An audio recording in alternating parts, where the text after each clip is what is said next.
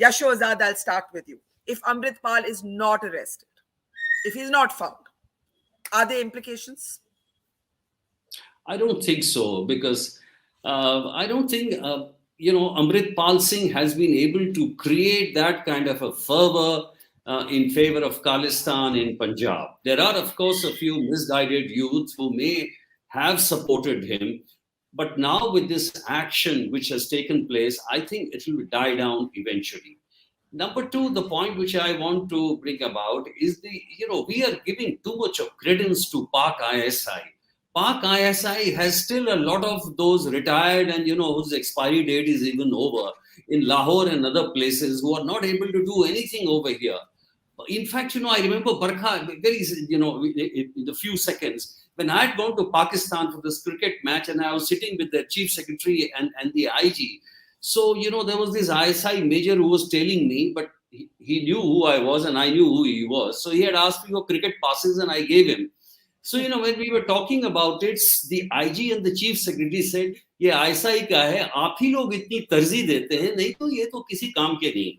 And, I still remember that. So, the Khalistan sentiment is actually with those rich Sikhs who are there in Canada for whatever reasons. But, we shouldn't fret over too much about it, except when our missions are being attacked. Then we should take retaliatory action. And as G20 president, I think we have to show some resolute action. And that is why I was saying, I agree with General Katoch to that extent, that the action should be taken on those people who are doing vandalism, at least that there should be some salutary action of not being allowed to come, their families, etc. And secondly, a retaliatory action of removing the guards from here and saying, you share us credible inputs about something serious, then we'll give you security. And you see the results. Okay, well, we did see Jai Ho being performed outside the Indian High Commission in London today, but that doesn't cut it. It's too late to make up in that way with color and good form. Before I give the last words to Ambassador Sinha and General Katoch, Under quickly, here in Punjab, if he's not arrested, the same question for you. What do you think are the implications? Can we unmute Chandar? I think Punjabis would be quite happy to see him removed from the scene. Whether now the very fact that he's been declared a fugitive means that he cannot do his public meetings, he cannot do his Khalsa Wahir, he can't do anything. So effectively, he's out of the scene over here. Whether he's in jail or he's not in jail, that's another factor.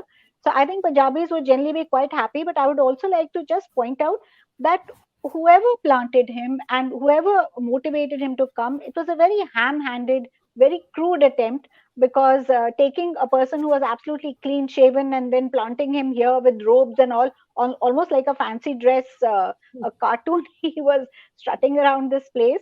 And also the manner in which he fled, which these two young men are pointing out, that this was absolutely a very unsick. So I don't think there'll be too many tears being shed in Punjab for Amritpal. No. General Katoch, very quickly before Ambassador Sinha wraps it up for us, a police officer was telling me that, Bhindranwale was, of course, a dreaded terrorist, guilty of many, many crimes, but he stood in the Golden Temple and died at the hands of the Indian Army in Operation Blue Star. This man, Amritpal Singh, who's being called Bhindranwale 2.0, to quote a top-ranking police officer, has neither the capacity, the determination, the charisma, or even the kind of reckless courage or bravado that sometimes, even suicide bombers show when they're willing to die. Do you believe there will be any real implications if he's not caught? And how do you think India should respond? Finally, we must come back to the vandalism at our consulates. There are 2 points. Firstly, as far as Amritpal Singh is concerned, I think, very frankly, he's an irrelevant player. He's a 2-bit player. I think we need to go not so much after Amritpal Singh. At some point, he'll be caught or he'll disappear or whatever. There are forces behind him. You see, this chap has been planted. Now, who has planted him? There are huge forces behind him. It is not simply the ISI. I think the ISI is, we sort of give too much credence to Pakistan. They've not been able to, they've lost the Kashmir battle. And very senior Pakistani officers serving have told me that. So that battle has been lost. But there are forces which want to keep India under pressure. Now, with Kashmir out of the way, they are trying to rake up Punjab. And these forces, I'm afraid, belong to the West. They are European countries, they are European powers, they may be in America. Now, they are the ones who want to keep India under pressure for various reasons. Nobody wants, Barkha, just one very simple comment. Nobody wants an economic competitor. So they want India as a friend, but just, as a little boy whose hand we'll hold and we'll tell them what to do, not as a major player. Now, they are trying to use this fellow. I mean, he's a brainless little twit. He can be called the Pappu of the Khalistanis, to put it into that language. So he's got nothing in him. And yet he was being propped up. I'm very surprised at the people who actually chose him. They could have had a better model, but he's not really the model. Please go after the Western forces. And I think it would behove our intelligence agencies to look into the financing. There, the truth will come out. Where is this money coming from? I can assure you it's not coming from Pakistan. It is coming from the West. That's fascinating, and I want to give the last word to Ambassador Sinha on that. That this is a bid to actually contain India, and you haven't been able. Pakistan, even one of the few protesters who came out, Ambassador Sinha, in support of Amritpal Singh, told me कि जी पाकिस्तान तो खुद भी टूटा हुआ है, उनके पास कोई पैसे नहीं है, वो हमें क्या पैसे देंगे? This is a man who's supporting Amritpal Singh. So I had a chuckle over that. Last word to you, Ambassador Sinha.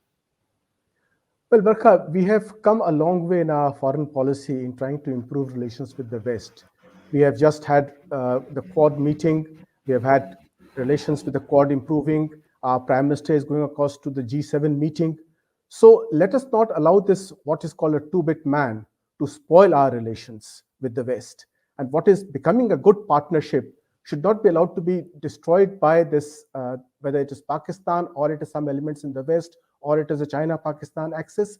What they would love the most is to see a wedge being driven between India and the West at a time when there is turning to these countries, both for its economic growth and for its strategic interests. So at this time, we should not allow these elements to block this progress in our relations. Yes, we should be firm with these countries. We should take up evidence. I think our security forces should get in touch with these people and identify the people who are responsible for the attack and go after those individuals rather than going after relations between India and these countries.